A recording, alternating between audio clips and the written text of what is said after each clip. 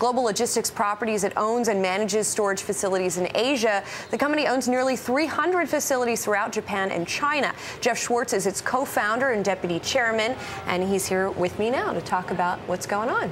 Thank you, Julie. Thanks for coming in. So, first of all, what are you seeing in China and Japan, the rest of Asia, as opposed to what we are starting to see here in the U.S., which seems to be a slowdown in the recovery?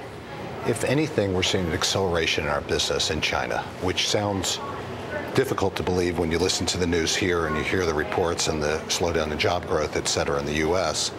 But we've set record leasing the last several months in a row consecutively in China. Record earnings last year, the fiscal year that ended March 31, 2011, and just extremely robust demand from our entire customer set. We're the largest owner of logistics facilities in Asia, largest in China, actually the size of our next 9 closest competitors combined, and it's a very strong business. We started over 14 million square feet of new developments, new logistics facilities last year, and we're leasing up at a pace faster than we can actually develop them. So where do you come down on the whole bubble argument for China?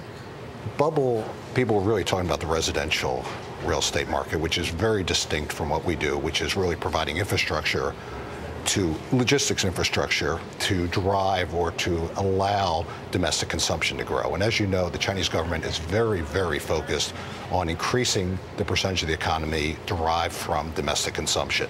And while the economy is growing 8.5%, 9% a year, retail sales are actually growing 18.5%, 19%.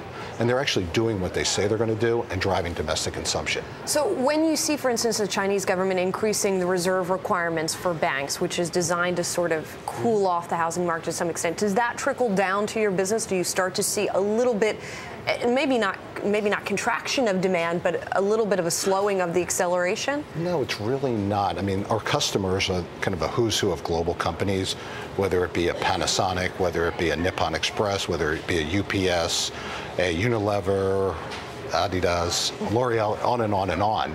And their business is booming in China, and it's going very, very well for them. And really the contraction, it's a slowdown in the growth of lending, not a slowdown and not a decrease in lending. And it's really targeted at residential. I have to ask you about Japan as well. Obviously, the earthquake and tsunami having a big effect on the economy there. You all had some loss estimates for your business there a couple of months ago. I wonder if you could give me some updated figures. Sure, Julie. I was actually there during the earthquake, which it wasn't a great moment to be in Japan, a little disconcerting, but I was glad I was there because I was with our team.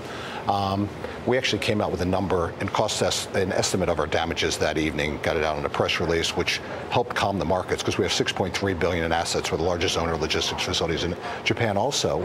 And we came up with an estimate that we had less than $48 million of damage. The actual number came in less than $28 million. So it's very tiny, $28 million out of $6.3 billion, next to nothing. We had 69 of our 70 facilities fully operational within 2 weeks of the earthquake, and the last one, which is right at the port in Sendai. Okay, hold on. We have to leave it there, I'm afraid. Thank you so much for coming in, Jeff.